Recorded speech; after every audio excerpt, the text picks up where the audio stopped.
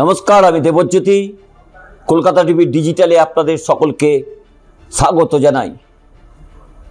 কলকাতা টিভির পাশাপাশি আপনারা প্রতিদিনের প্রতিটি খবরের গুরুত্বপূর্ণ আপডেট পেতে কলকাতা টিভির ডিজিটালে চোখ রাখুন।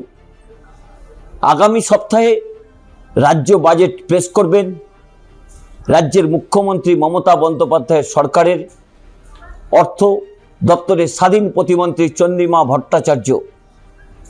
সেই বাজেটে কি থাকবে তা নিয়েই কিন্তু চূড়ান্ত জল্পনা শুরু হয়েছে রাজ্যবাসীর মধ্যে। যদিও 2026 সালের বিধানসভা নির্বাচন, তাই এবারে পূর্ণাঙ্গ বাজেট পেশ করতে পারবেন না পশ্চিমবঙ্গের মুখ্যমন্ত্রী মমতা বন্দ্যোপাধ্যায়, তাই ভোট অন অ্যাকাউন্ট পেশ করবেন। সেই ভোট অন অ্যাকাউন্টে কি থাকবে তার দিকেই কিন্তু রাজ্যবাসী তাকিয়ে রয়েছে।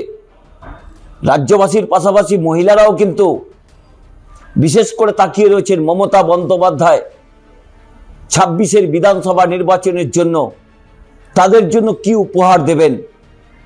কারণ মমতা বন্দ্যোপাধ্যায় সর্বভারতীয় ক্ষেত্রে যে রেকর্ড তৈরি করেছেন, বিভিন্ন প্রকল্প চালু করে প্রায় 45 থেকে 46টি প্রকল্প রয়েছে, যেগুলি বাংলার প্রতিটি মানুষের জীবনের সঙ্গে অঙ্গাঙ্গিভাবে জড়িত।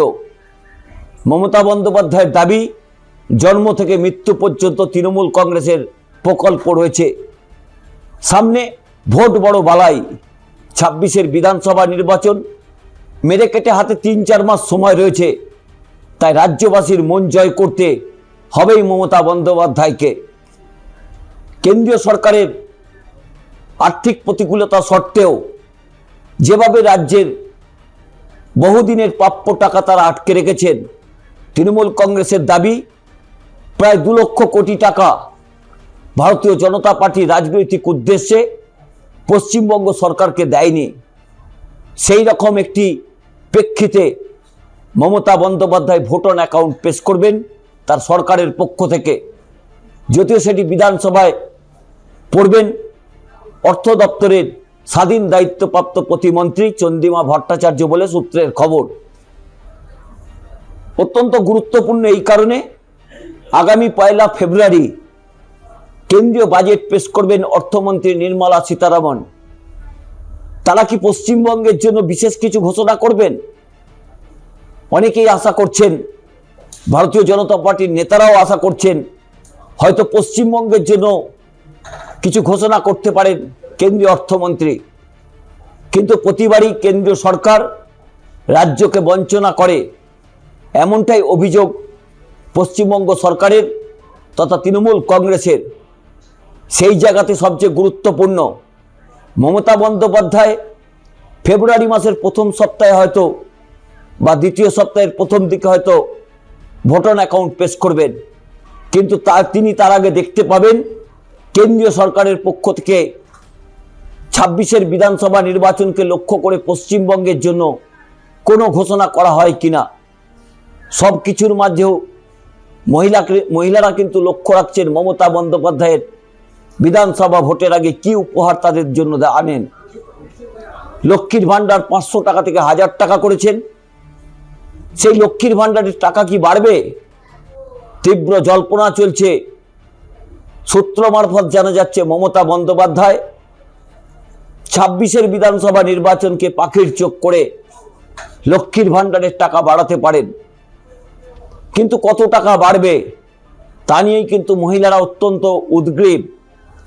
কারণ তৃণমূল কংগ্রেসের ভোট ব্যাংক যদি সংখ্যালঘু মুসলিম সম্প্রদায় হয় বলে রাজনৈতিক বিশেষজ্ঞদের পর্যবেক্ষণ হয়, অন্যদিকে মহিলারাও কিন্তু মমতা বন্দ্যোপাধ্যায়কে দুহাত জুড়ে আশীর্বাদ করেছেন। এই লক্ষ্মীর ভাণ্ডারের সুফল মমতা বন্দ্যোপাধ্যায় বেশ কয়েকটি নির্বাচনে পেয়েছেন। 16 পেয়েছেন, 21-এ পেয়েছেন, 24-এর লোকসভা ভোটেও মমতা বন্দ্যোপাধ্যায় মহিলাদের আশীর্বাদ পেয়েছেন। সেই লক্ষ্মীর ভাণ্ডারকে হাতিয়ার করেই কি মমতা বন্দ্যোপাধ্যায় এ রাজ্যে 26-এর বিধানসভা নির্বাচনের আগে রণকৌশল তৈরি করবেন, নাকি আরও বেশ কিছু জনমুখী প্রকল্প মমতা বন্দ্যোপাধ্যায় ঘোষণা করবেন? তবে যেটুকু সূত্র মারফত জানা যাচ্ছে, এই বাজেটে যুব সমাজের জন্য মমতা বন্দ্যোপাধ্যায় বেশ কিছু আকর্ষণীয় উপহার আনতে চলেছেন। সেই উপহার কি লক্ষ্মীর ভাণ্ডারকেও ক্রস করে যাবে? সেই জল্পনার মাঝেই আগামী 1 ফেব্রুয়ারি রবিবার সেদিনে কেন্দ্রীয় অর্থমন্ত্রী নির্মলা সীতারামন অর্থ এবং রেল বাজেট একসঙ্গেই পেশ করবেন। মমতা বন্দ্যোপাধ্যায় হাতে কয়েকটা দিন সময় পাবেন।